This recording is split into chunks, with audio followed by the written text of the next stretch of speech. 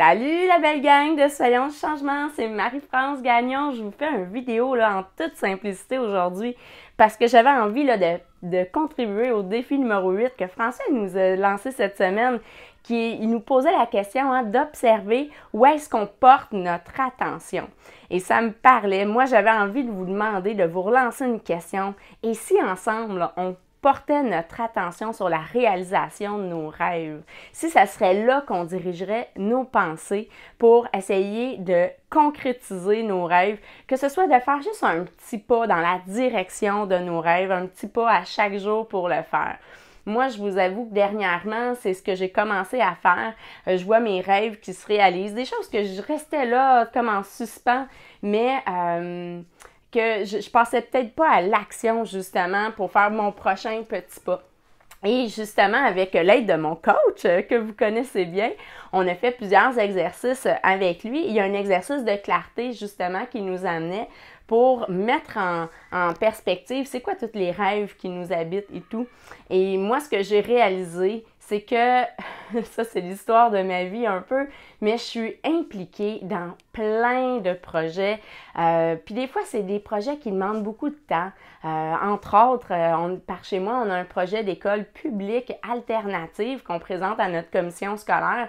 Ça fait déjà là, plus de 2 ans en réalité qu'on est dans les démarches et ça prend quand même beaucoup de temps, ce projet-là. J'ai aussi l'enseignement du yoga que je vous ai déjà parlé avec la méditation. J'ai commencé à enseigner la pleine conscience. J'organise des retraites, des journées complètes de formation, mais j'ai commencé mes retraites aussi. Et tout ça en étant maman à la maison, qui ça demande énormément de temps, et même que j'ai décidé de commencer l'école à la maison avec mon garçon.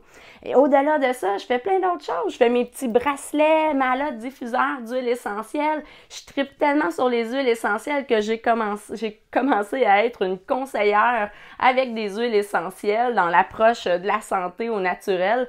Bref, des fois, là, je m'arrête puis je me dis « Oh mon Dieu! » Puis mes amis me disent « Comment je fais pour être dans tous ces projets-là en même temps? » Mon chum, quand je lui parle d'un nouveau projet, parfois, il peut paraître un peu découragé, puis je le comprends. Mais en réalité, j'ai réalisé que tout ça, tous ces beaux projets-là, c'est des projets qui m'allument d'une passion. Mais en même temps, ça prend énormément de mon temps et je sens que je suis quand même dispersée parce que mon attention allait vraiment un peu partout. Comme François parlait avec notre loupe, quand on la concentre à un endroit, c'est ça qui va lever. Et là, dernièrement, j'ai réussi à dire « Hey, je vais regarder dans ma vie, au niveau de ma clarté, c'est quoi je veux mettre en priorité dans ma vie. C'est tous des beaux projets, des projets nobles, des belles choses qui m'allument, mais en réalité, j'ai des grands rêves, puis j'ai même pas le temps d'alimenter mes rêves parce que mon attention est dispersée partout. Donc, j'ai pris le temps de m'intérioriser et de choisir mes priorités dans mes rêves. Et moi puis mon chum, on a passé à l'action. On part en voyage avec les enfants. Ça faisait des années qu'on voulait le faire. On part en voyage en couple. On n'a jamais fait ça depuis qu'on a les enfants. Et je commence à travailler sur mes programmes de yoga en ligne. Pour moi, c'est des grands rêves que je suis en train de réaliser. C'est complexe, mais j'y apporte mon attention et tout est en train de se mettre en place pour pouvoir les mettre en ligne prochainement. Bref, depuis que je fais ça, je sens qu'il y a vraiment une partie de moi qui s'est éveillée. Oui, je continue à faire tous mes projets, mais mon attention, c'est là la différence. Où est-ce que j'ai porté mon attention? C'est aussi vers la réalisation de mes rêves. Puis pour ça, ça prend des fois le guts de sortir de notre zone de confort, mais ça prend surtout une maîtrise de sa pensée pour savoir comment alimenter les bonnes pensées, les pensées qui nous allument, les pensées qui vont nous amener à déployer votre plein potentiel. Donc moi, c'est là-dessus que je vous amène cette semaine, dans le même sens que François, de porter votre attention, mais je vous dis pourquoi pas sur vos rêves, sur le prochain petit pas que vous pouvez faire vers la réalisation de vos rêves.